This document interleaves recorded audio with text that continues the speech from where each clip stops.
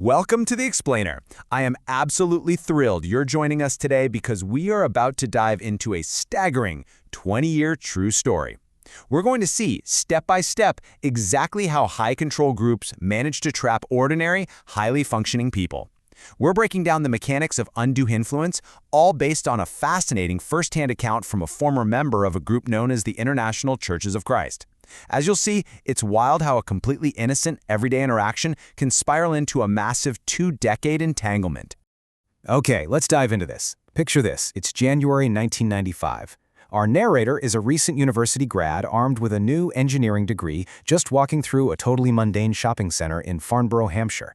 He's got a brand new computer magazine tucked under his arm, the kind that came with a demo disc inside. So he's just contemplating taking a shortcut home past a local sports center when a guy standing by the door asks a simple, harmless-sounding question.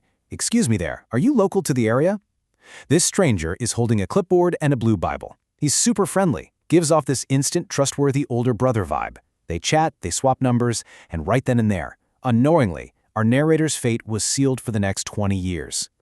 So, what does this all mean? How exactly does a random, polite question in a shopping center lead to 20 years in a cult? This is the core mystery of our explainer today. It is absolutely crucial to understand that no one, literally no one, wakes up and willingly decides to join a high control group. It just doesn't happen.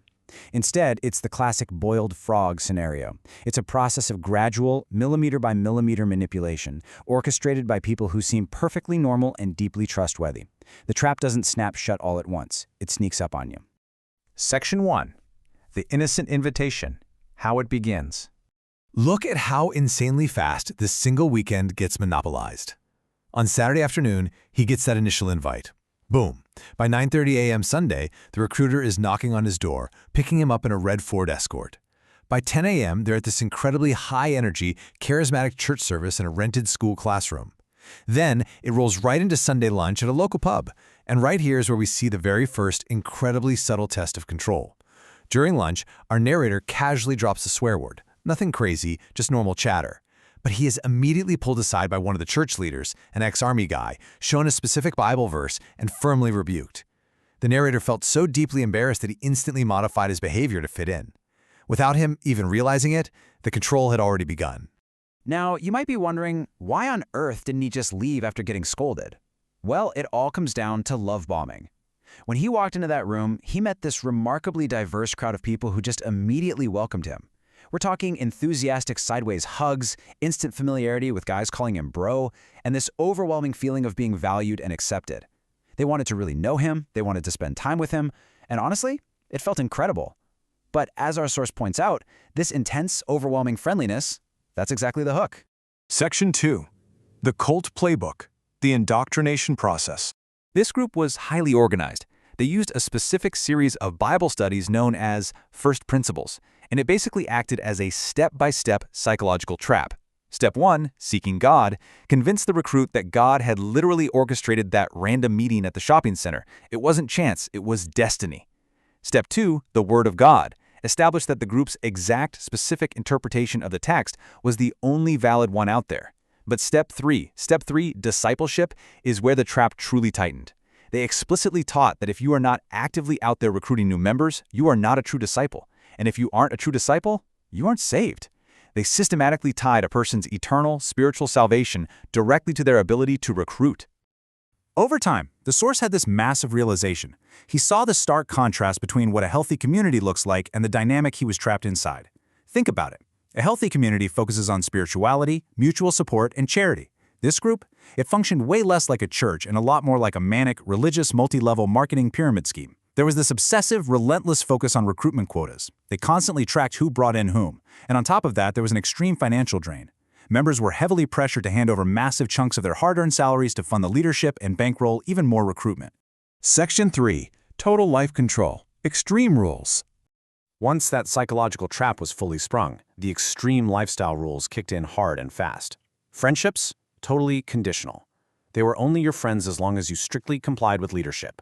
Members were pressured into moving into these overcrowded brothers' or sisters' houses, which basically ensured everyone was being monitored 24/7. And this next part is truly heartbreaking. Relationships were entirely weaponized. They had mandatory Saturday group dating, but get this, You were generally only permitted to date or get married if you successfully brought new recruits into the group. The leadership would even literally mandate divorces if a spouse on the outside refused to join the organization. No way, right? Now, what's really interesting about this slide is how it highlights their unyielding logic traps. If you tried to just take a breather or back away for a minute, the group didn't say, "Sure, take your time." No, they told you the devil was getting to you. If you didn't recruit, you were told you weren't a disciple. The source actually shares this bizarre, almost unbelievable story about his own baptism. When he was fully submerged in the water, his foot accidentally popped out for a second. Just a slip, but the leadership declared the entire baptism completely invalid. They told him if he had died driving home that day, he'd go straight to hell. He was forced to do the entire ritual all over again. There was literally zero room for grace.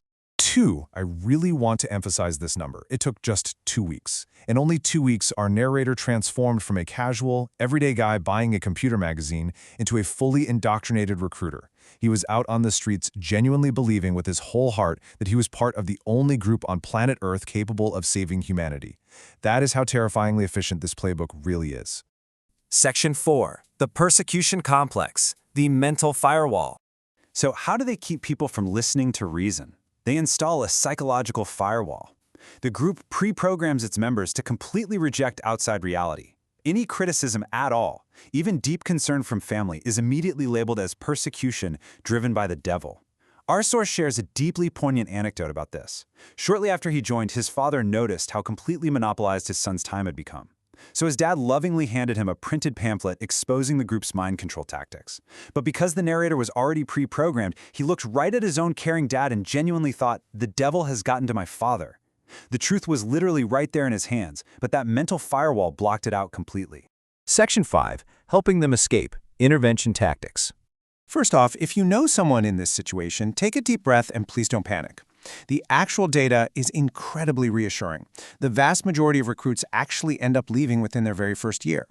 Once they get fully inside and start to witness the leadership's hypocrisy, the double standards, the internal cover-ups, and the heavy financial exploitation, the illusion simply shatters.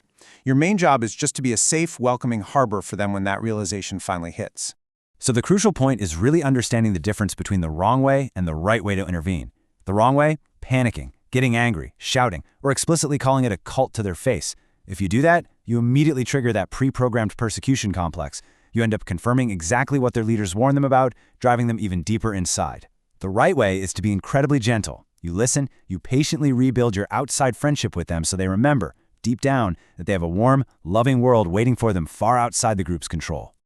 Here are the specific, hard-won rescue tactics our source recommends. First, rebuild that friendship unconditionally. Second, avoid those trigger words at all costs. And here is an absolutely brilliant indirect tactic he suggests. Discuss other high-control groups. Talk casually about the recruitment methods of entirely different organizations, like Jehovah's Witnesses, for example. By doing this, you allow the victim to organically connect the dots to their own situation without ever triggering their defensive programming. It's so smart.